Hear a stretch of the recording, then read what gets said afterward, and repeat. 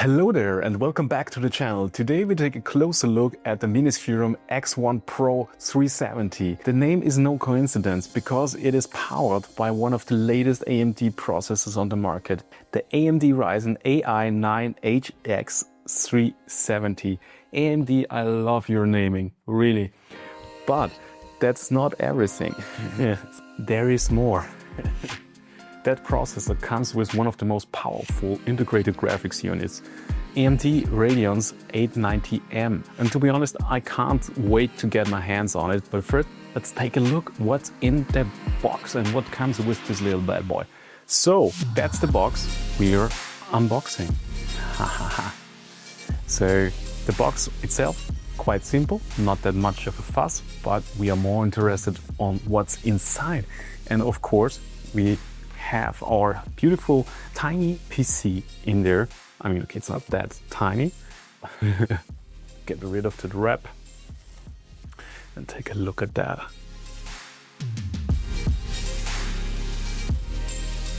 Here and here we have the whole bunch of connection possibilities, and we take a closer look in a second. The X1 Pro is a little bit bigger than your usual mini PC, but that has a good reason, because the power supply is built in, so you really don't need any other brick on your desk or behind your monitor or wherever you place that little power machine. So everything is built in, plus for that here. Then we have here, you can see the fingerprint sensor, which works really well after you just activated it on Windows. Then on the front, we have the power button. We have two USB 3 ports and one USB 4 USB-C.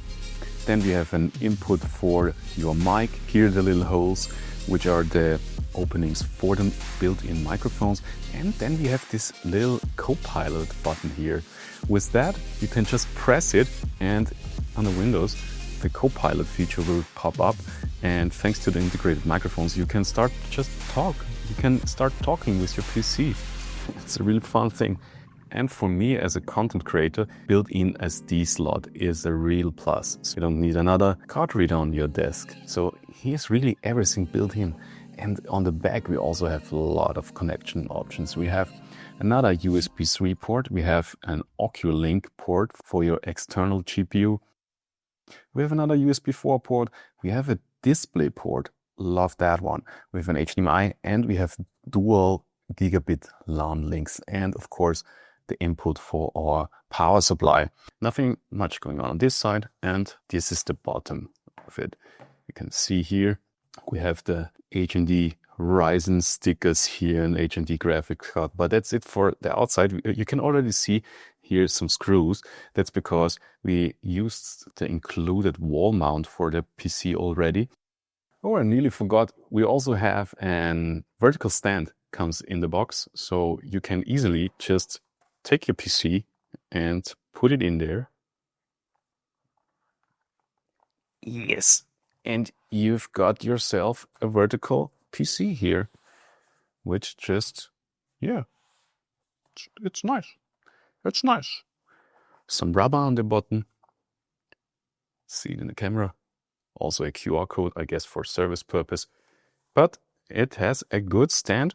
It looks and feels sturdy. I like that. And I will show you the little thing mounted on the wall. And then we just dive deeper into some little benchmarks of ours and just find out how good or how useful are those AI features.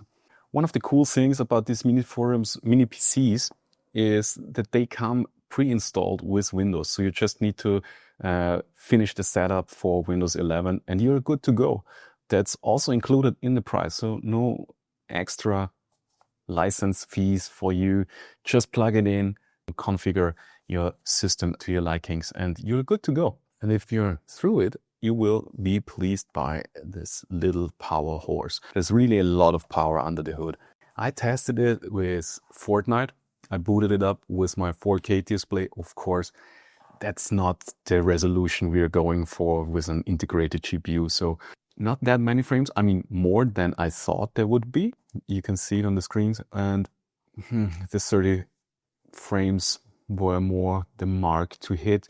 But if we reduce the resolution to 180p, we don't have any problems hitting the 60 or even 80 frames per second mark, and even without optimizing the graphical fidelity or something like that.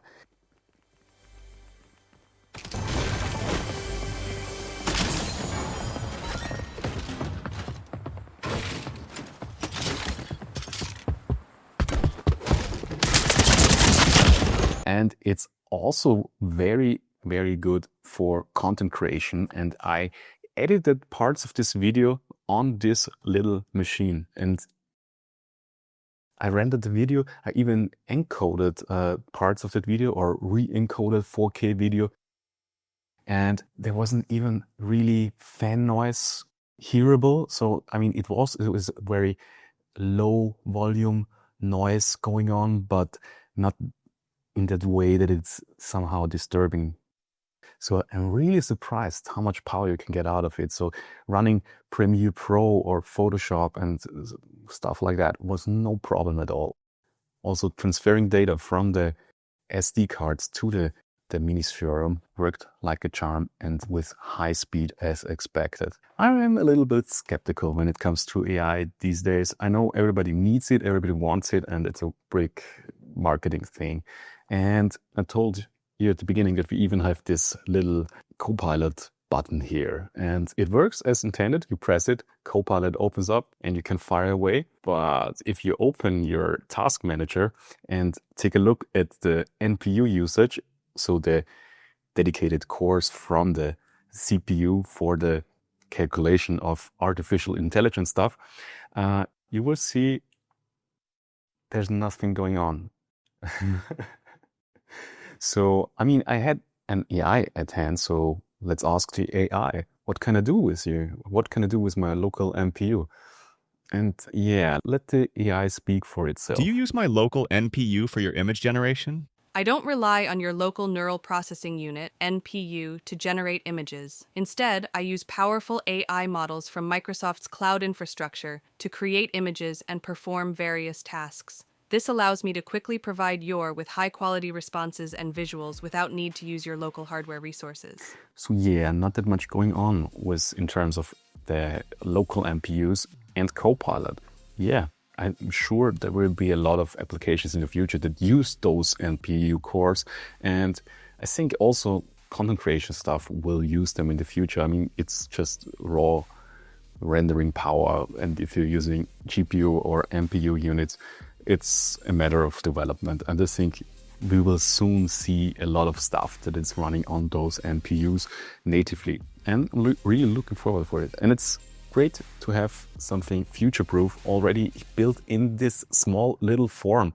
I love that. But would I recommend that AIX1 Pro? It's a really hard yes. There's not one thing I really had to complain about it. And that's a nice thing. I mean, we have seen a lot of mini PCs in our office these days, and many of those mini PCs suffer bad cooling. But I wasn't able to bring this little Minisforum PC to a shutdown or even to a state where the cooling was really hearable, loud, as you expected from PCs that size. So it really speaks for a good construction. Also, if you keep in mind that the power supply is built in this body and also contributes to the heat production inside of the case. So it's a real cool piece of tech. And if you're just looking for a power horse for working and maybe some gaming, but I think that's a really good content creating device.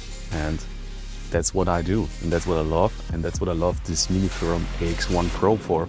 And yeah, if you loved this video, we would love to see a like, a thumbs up, a follow of the channel, and of course activate the bell so you don't miss a new video.